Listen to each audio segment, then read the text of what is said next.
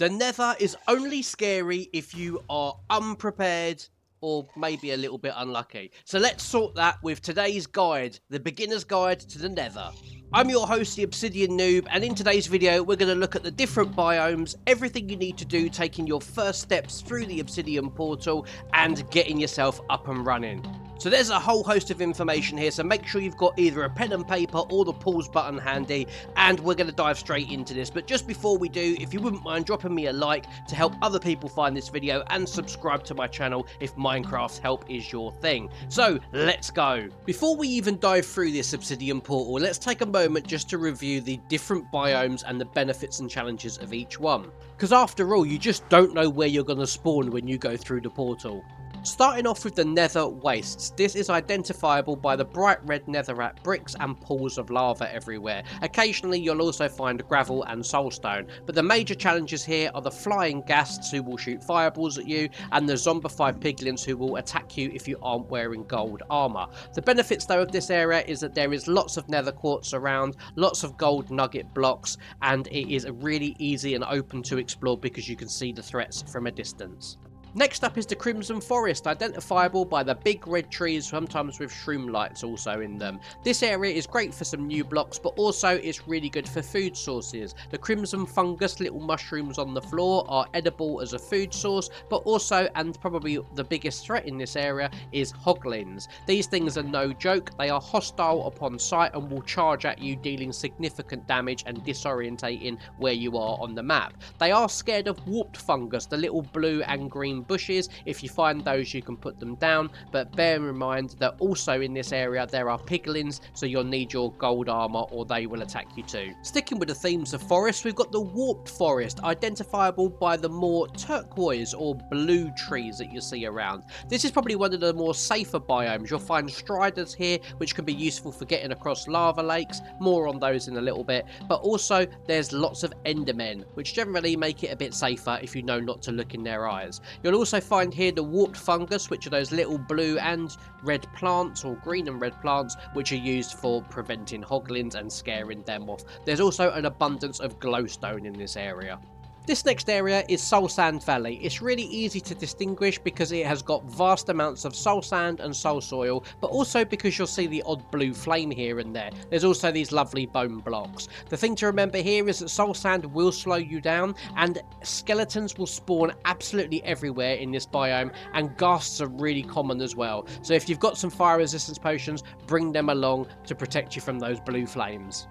The last biome is called the Basalt Delta, and this is really easy to distinguish because of the constant grey ash that flows across your screen, shrouding a lot of the landscape. It is a jagged, almost volcanic looking landscape full of basalt, blackstone and magma blocks, which is great news if you're looking for building materials.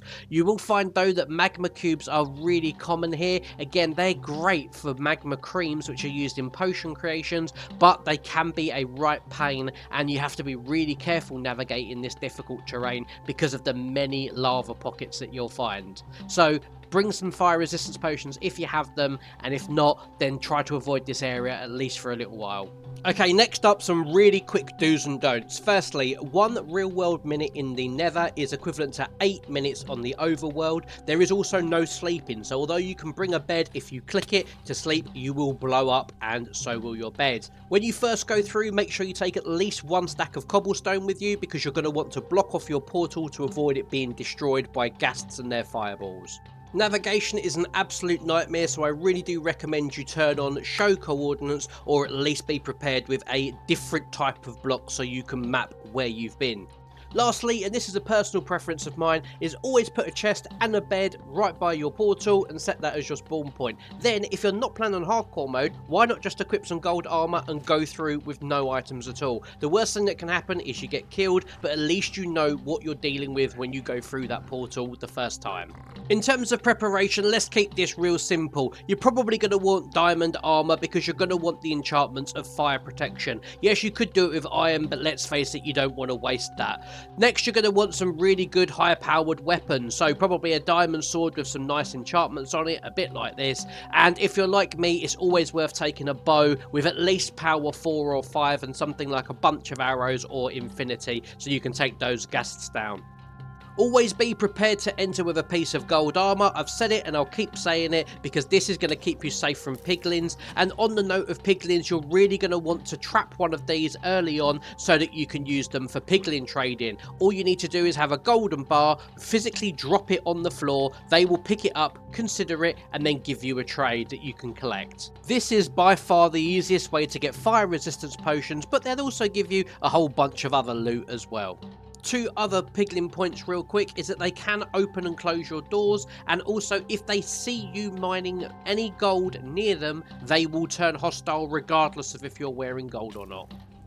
So you've done all of your prep, you've gone through your portal and you've blocked it all off. You might even have some fire resistance potions. What next? Well, down at the lower levels on the y-axis, you can find something called ancient debris. This is essentially the holy grail and allows you to create some netherite.